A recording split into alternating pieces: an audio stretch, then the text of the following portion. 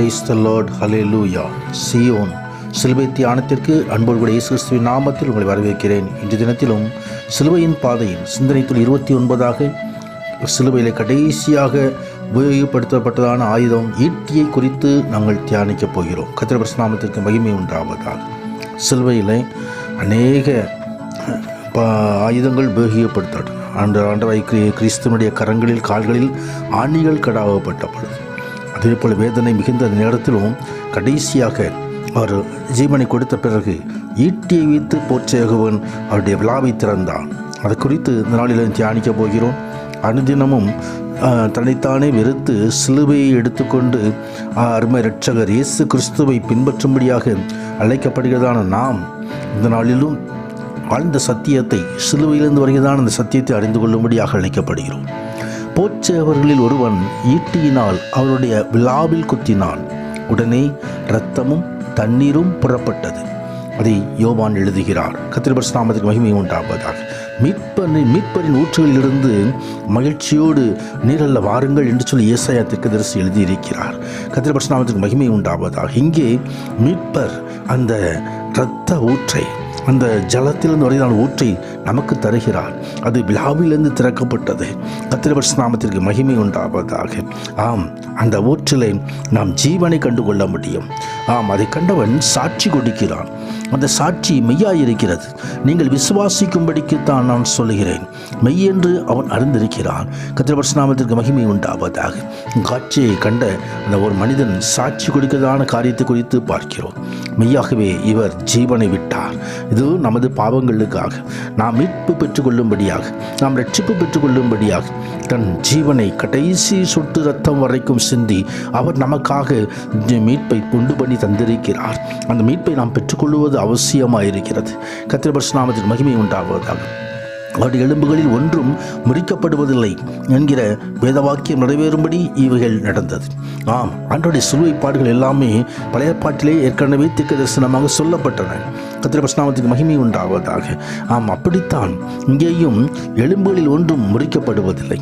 எனவேதான் ஈட்டி குத்தி அவரை இந்த இரத்தத்தை வருவதை பார்த்து, கடைசி சில ஜலத்தை வருவதை பார்த்து இறந்து விட்டார் என்று சொல்லி அவர்கள் அதை மெய்யாக அறிந்து கொண்டார்கள். ஆம், அவர் குத்தினவரை மீண்டும் பார்ப்பார்கள் என்று சொல்லி வேத வாக்கியம் சொல்லுகிறது.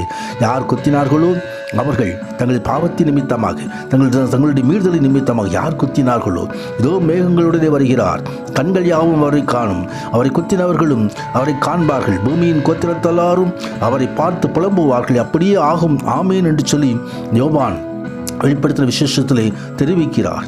கர்த்தருடைய பரிசுத்த நாமத்திற்கு மகிமை உண்டாவதாக. ஆம், ஒரு சகரியா தீர்க்கதரிசியும் இந்த புலம்பலை குறித்து தீர்க்க தரிசனமாக எழுதியிருக்கிறதை சகரியா 12 நாம் பார்க்க முடியும்.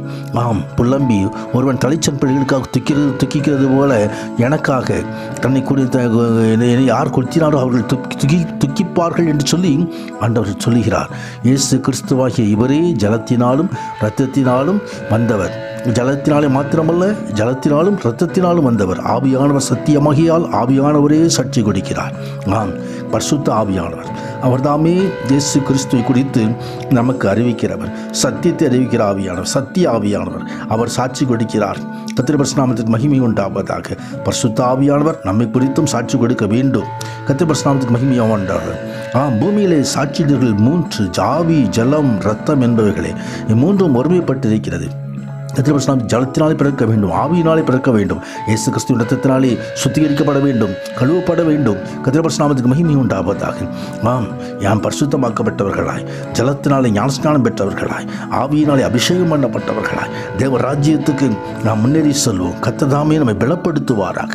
மனுஷனுடைய சாட்சி ஏற்றுக்கொண்டால் அதை பார்க்கிலும் தேவனுடைய சாட்சி அதிகமாக இருக்கிறது. தேவனே தமது குமாரனை குறித்து கொடுத்த சாட்சி இதுவே என்று சொல்லி ஆண்டவராகிய தேவன் சொல்லுகிறார். கர்த்தருடைய பரிசுத்த நாமத்திற்கு மகிமை உண்டாவதாக. நமது சாட்சி, நமது வாழ்க்கையும் ஆண்டவருக்கு சாட்சியாக இருக்க வேண்டும். நம்மை காண்கிறவர்கள் கிறிஸ்துவை காண வேண்டும். அவர்களும் ரட்சிப்பை பெற்றுக்கொள்ள வேண்டும். அவர்களும் இந்த இரத்தத்தினாலே கழுவப்பட வேண்டும். ஆம், பரலோக ராஜ்யத்துக்கு அவர்களும் கடந்து வர வேண்டும். உங்களுக்கு நித்திய ஜீவன் உண்டு என்று நீங்கள் அறியும்படி தேவகுமாரனுடைய நாமத்தின் மேல் விசுவாசமாக இருக்கும், தேவனுடைய நாமத்தின் மேல் விசுவாசிக்கும் உங்களுக்கு இவைகள் எழுதுகிறேன் என்று சொல்லி அப்போஸ்தலர் எழுதி குறித்து பார்க்கிறோம். நாம் தேவகுமாரன் அவர் தான் விசுவாசிக்கும் பொழுதுதான் அங்கே ரட்சிப்பு உண்டாகிறது. நாம் தேவகுமாரனை மீண்டுமாய் நாம் நோக்கி பார்ப்போம், அவரோடு ஆளுகை செய்வோம். ஆமீன், ஆமீன்.